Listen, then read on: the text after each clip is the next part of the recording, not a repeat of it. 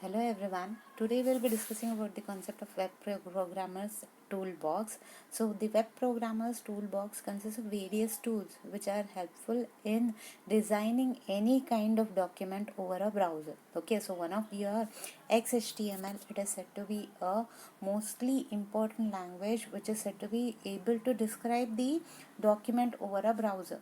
Okay, it is extensible hypertext markup language which will help you out to design a layout.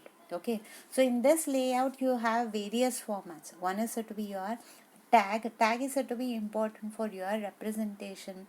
Okay, it will represent your data in certain format. Okay, for example, a a paragraph format, how it will be, you will be using a p. Okay, when you are said to be describing aligning, you use the keyword align, which is said to be a attribute. All these are said to be present in your XHTML. Mainly it is said to be helpful to design any kind of document which has specific format to design, and it has its own versions which are said to be represented.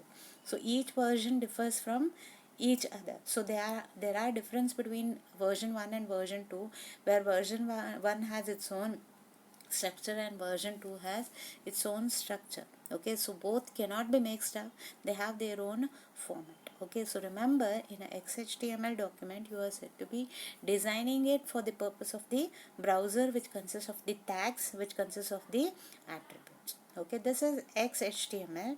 Okay, the tools which are used in the XHTML is your XHTML editor, and you have the VSAG editor. Okay, these two are said to be helpful in various aspects. Your XHTML editor, it is said to be helpful in like creating your document in a easier way, plus it will be having different types of tags which are simple shortcut keys or tags are used to specify something.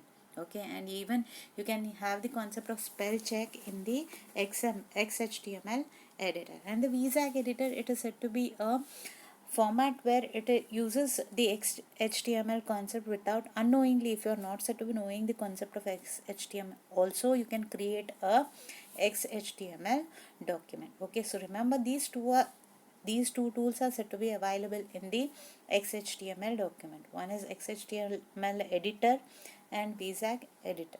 Okay, so the various plugins are being used.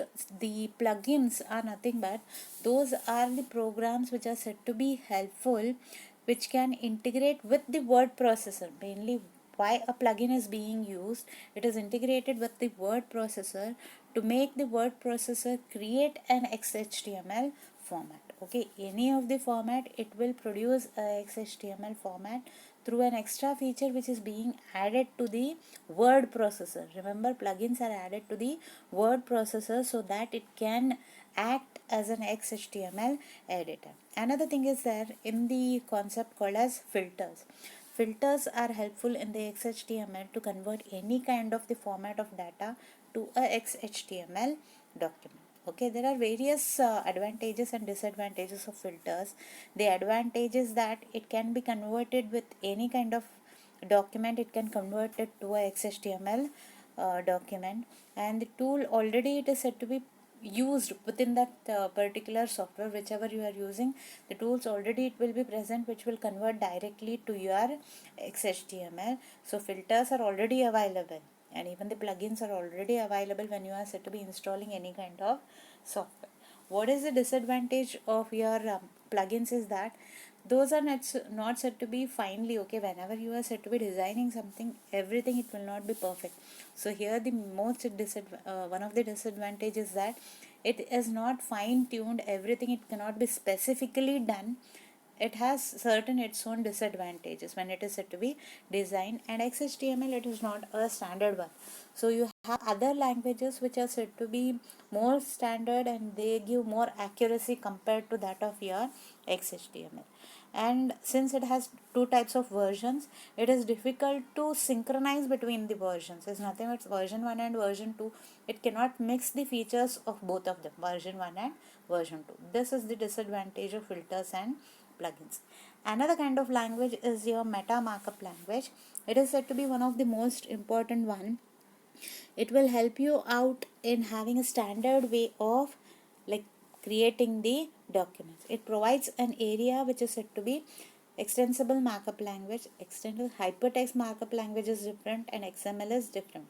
XML is, it is said to be a meta markup language, extensible markup language, which will be having a specific area for its own. Okay, when you are said to be designing in that particular area, I can maintain a standard, and the clarity is said to be there in the XML. Okay, here also you are said to be using the same kinds of, you are said to be specifying the tags, but you are using the keyword meta when you are using any of the languages. Okay, in the markup language. Okay, meta keyword is being used, and each and every time the presentation details, you are not able to mention it. You need not mention each and every time what you are said to be designing, what you are said to be presenting. And the simple way of representing the data, like when you are said to be transmitting the data from one end to another end, your XML is said to be most important one. When I am sending the data from one browser to another browser, then your XML is said to be the important one. Okay, so these are the features of your XML. Another, like scripting language is there called as JavaScript.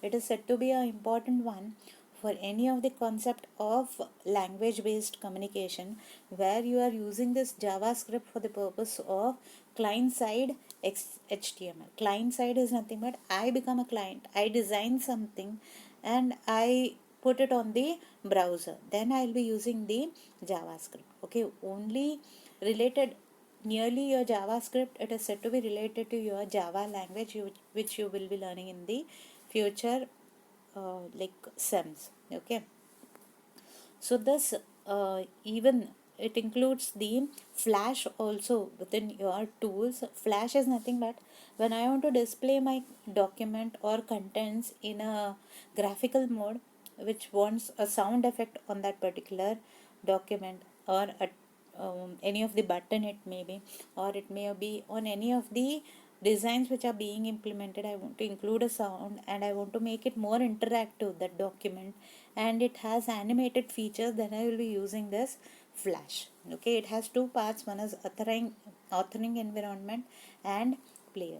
Mainly these two are said to be important for authorizing your environment to do certain activities, interactive activities, and a player, it plays by itself all the animated feature. Whichever player you may be using, Flash player, whichever documents which includes the Flash contents, it can be displayed through the Flash player only. Okay, supports both its motions and shape animations are being supported by the Flash, and it will be having a script called as action script. Okay, when I am moving certain things, I want to move certain things over the in the document, I am making one like designed to move from one end to another end. I want to make it scroll from one end to another end. Then I will be using the action script and making it scroll. Or I may have a hyperlink.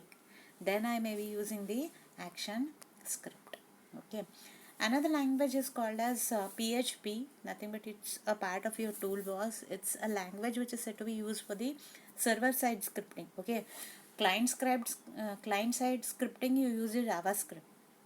Whereas when you are using the PHP, it is said to be a server side, where everything is said to be dumped on the server, and that server, it gets the information from the like client side, your JavaScript, and stores it into the database. Okay, server, one client will be there, another one server will be there. From the client, you are said to be storing the data onto the server. Okay, this is your client and this is your server. So client sends the information to the server, and that information, it will be stored in the database. So your database, it will be maintained by your PHP language. It maintains your database, it stores the information, process the information, fetching from the database where it stores the information. Okay, this is one of the tool. Another tool is there called as Ajax. Ajax is nothing but asynchronous JavaScript XML. It's a language which is said to be having a faster working. Faster working is nothing but your interaction with the system and you, it is said to be very faster. The user and the server can interact at a faster rate through the help of the Ajax. Ajax full form is asynchronous JavaScript and XML, that is said to be present here.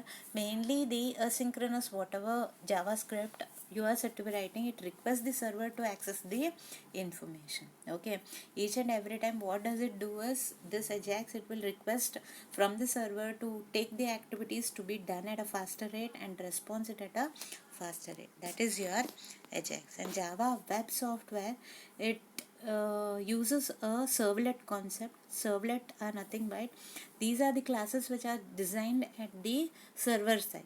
Okay, server side, some of the programmatic concept which will be there called as servlets, which is stored like a Java language. Whatever you are designing, it will be storing that particular servlets on the server. Okay, it includes two types of pages. One is said to be your Java server pages, another one is Java server faces.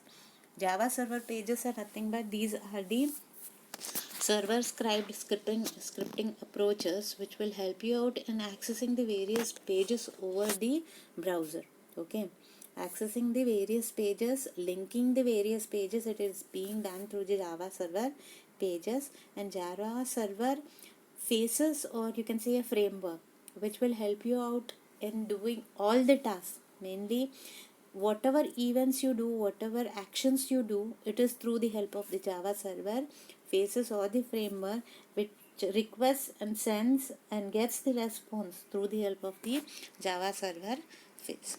Okay, ASP.NET, it also includes the it's also a active server pages network, that it will be using the concept of same JSP and JSF which we discussed in the previous slide. And mainly this ASP.NET, it is also a server side scripting language where it is said to be having a link with the client and the server. So, the client sends the information to the server, and from server the reply is being sent to the client. Okay, mainly it includes the documents which are said to be placed over the server, and the main part is to display that data from the server to the client. Okay, another tool is called as Ruby. Ruby is also a object oriented scripting language. Object oriented is nothing but whatever I am doing, whatever task I am doing, it is through the objects which are being created and which are said to be doing the like communication with the systems through the help of the objects only. Okay, the operators are there, the operators which will help you out in communicating from the user end to the server end. Okay, it has the classes and objects which are said to be dynamic. At run, dynamic means at run time you can do anything, you can access anything, whatever you are said to be putting on the screen, it just fetches and does the operation, creation, deletion, everything. It can be done through the help of the object oriented interpreted scripting language. Okay, and it has references to the objects also. You are said to be creating the references to the objects and fetching the objects. Okay, remember, Ruby is a object oriented scripting language, remember that. Okay, and last one is your Rails. Rails is also a framework which is being used for the web-based applications. Web-based applications is nothing but over the internet or over the web, I am said to be accessing the information, storing the information, accessing the database through the help of the Ruby, through the help of the Ruby scripting language. I am said to be storing, accessing, fetching, everything I am doing, and I will be using a model view controller. Model view controller architecture is nothing but whichever information I am said to be accessing and I am storing, it is through the help of the architecture which is said to be designed, and it will be designed in such a way that it fetches in that particular architecture only, it stores and fetches through the help of the model view controller architecture. Okay, whichever way to pass, whichever way to fetch, delete, whatever it is being done over the database, fetching and web applications which are said to be accessed, it is through the help of the model view controller architecture. Okay, so remember, your Rails is a web based application. Whichever information is being stored over the web, it can be accessed through the help of the Rails. Okay, so these and all tools are there in a web programmer's toolbox. Mainly you are said to be accessing the information, whatever you are said to be doing in this. You are said to be learning about the XHTML, not in future about Rails and all. It is not there, but other things are said to be present. So remember the various tools which are there in the web programmers toolbox are the XHTML. Okay, XHTML plugins, filters are there. Then you have XML, you have JavaScript, you have Flash, you have PHP, you have Ajax, you have Java Web Software, ASP.NET, Ruby.